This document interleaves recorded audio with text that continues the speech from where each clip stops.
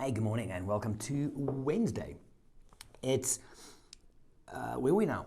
We're in September, almost going towards October. So spring in South Africa is officially here from 1st of September. And even now, sitting looking outside, it's cloudy and overcast. So the rain's been threatening for a while. I went out this morning I was going to be a run, but my body's so sore from training that I just took Jackson for a walk. I listened to podcasts and stuff. It's a great way to start the day, just kind of get the brain going. And it's overcast and everything. And waiting for the rain. It was like, just please start raining on me. There's that first rain of the season, which is always amazing. Word for the day, petrichor. Yeah, you know what that is? Petrichor is the smell of soil or dirt when the rain hits it. So dry soil when the rain hits it. And you'll know this, you're smelling it right now. But it's that smell when the rain falls for the first time on the dry African dust. It is phenomenal. So looking forward to that. I'm off to the Mara on Saturday, and I see the guys have been getting some rain there. It's still the same smell, but that first rain of the season, can't wait. And then with this load shedding going on, it's a total shit show. It's bad.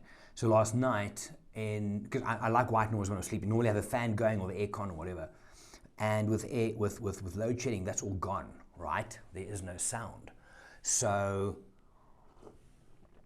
and last night I was off from 6 to 10:30, and again from midnight to 2:30, and again from fucking 8 o'clock this morning something.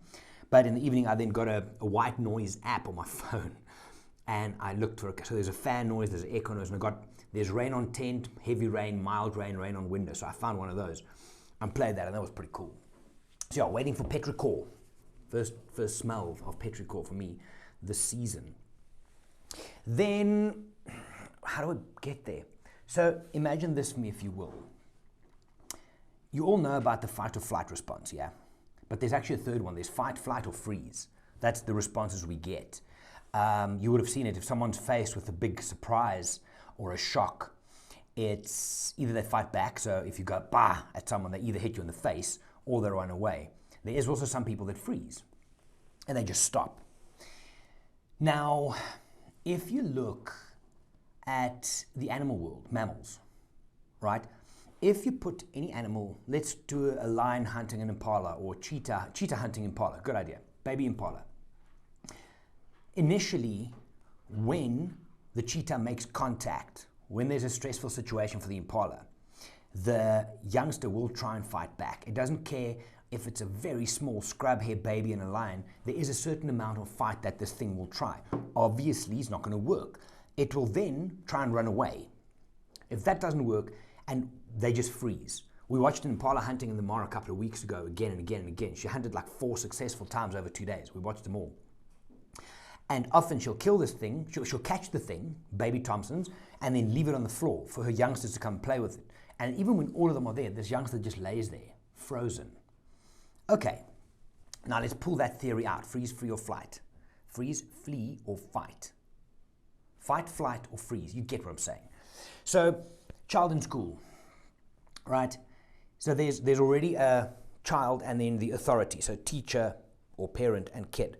So teacher says to kid, you have to draw a blue elephant. Kid doesn't want to paint a blue elephant. He wants to paint a green lion, for example. He might initially try and fight against that's being told to him. And some kids do, but what do? They get more reprimanded. But because of the power shift and the power dynamic, the kid can't fight back against it. He can't fight back against it. Some kids do, they get seen as troubled children, whatever the case might be. And they get forced back, you will comply, you will draw a blue elephant. Some kids then might want to run away because they don't want to deal. They don't want to fucking draw a blue elephant. They might want to run away. They can't because they're in class or they're at home. Some kids do, and they get seen as problem kids. So then what happens if the kid can't fight back even though they would want to, or they can't flee even though they would want to? They freeze. And their attention just switches off.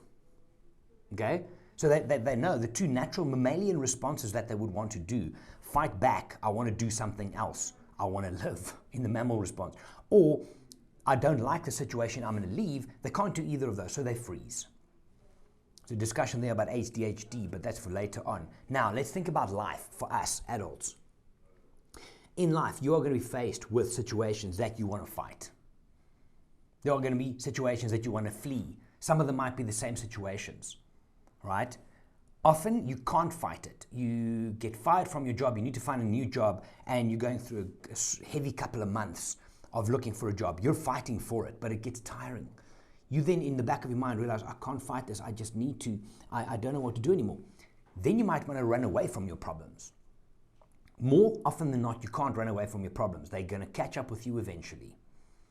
Yeah? So what do? We freeze. In the bigger picture, we freeze in our life. Now what happens? That means you're just, all your energy that you normally would put out for fighting or fleeing is pulled internal. All your attention, all your brain energy, your muscle contraction that would normally be used for fighting or fleeing gets pulled inside and you freeze. You know what that looks like? For us, it's boredom. It's boredom. Boredom is a place where, the same as the kid in school who gets seen as being bored, yeah, he's got an attention problem, he's bored in class. He has just exhausted, you might have just exhausted your fight options or your flee options, so you freeze. Freeze comes across as boredom. It's that agitated state, like, I don't know what to do. Makes sense, yeah? It makes sense. I was speaking to one of my clients yesterday about boredom and how, for me, I can't remember the last time I was bored. And I said to someone in the last couple of weeks, I would love to be bored. I would love to get to a place where I'm bored. But, and for me, that is a way of me fleeing from everything that's going on, right? But boredom for me leaves me with one good thing, choice. I can choose what to do. If you get to that state where you're bored, where you're frozen, where you don't want to fight anymore, you feel fleeing is just not worth it, right? You then have choice. You can decide where to put your energy. Sometimes, often, it's a good idea to take that energy internal and focus on you, self-care. Build up the foundation again, and then start fighting again or fleeing again. Choose different fights. Choose different things to flee from. It's an interesting thing. And this all came from a discussion I had with one of my coaching clients yesterday. And it's been kind of bubbling around. I had a walk this morning. It's the whole idea of mammals. We are mammals. Yeah? We will automatically try and fight anything that we don't 100% agree with or don't want to do. Sometimes you have to, and that's fine. Then you accept and you go back to neutral. Sometimes, often, many of us in today's world don't want to face our problems, so we run away from them. But you can't run away from it all. You can't run away from home if you're having a fight with your wife. Some people do, that's fucked up. But that's a them thing, different discussion. But if you can't fight something, you can't run away from it, we freeze. It's seen as boredom. In kids, it's seen as ADHD, or he's not paying attention in class, or he's a naughty kid. Maybe we should look at where and what we can do with boredom. Maybe we should see what you can do when you get to that bored stage. You have choice. It's a gift. Choose what to fight. Choose what to flee from. Choose different fights. Choose different things to pay attention to. Anyway, that's my story for today. So as I'm sitting here in the studio, I can see outside there is some clouds going. I think there's 40% chance for rain. Yay, petrichor. And my computer's in front of me because I've got to edit this video quickly and then load it up. I'm seeing emails come in, so I've got to go and get busy. My coffee's still good. Question for the day. Do you know the feeling of being frozen in life? That's it.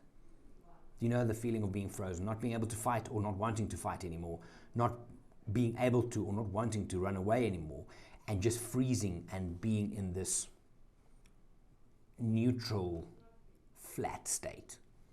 Let me know. If you don't want to leave a comment, you can send me a message, send me a WhatsApp or an email. Interesting thing to think about. I'm going to go. Have a good day, guys. I'll chat to you tomorrow. Bye for now.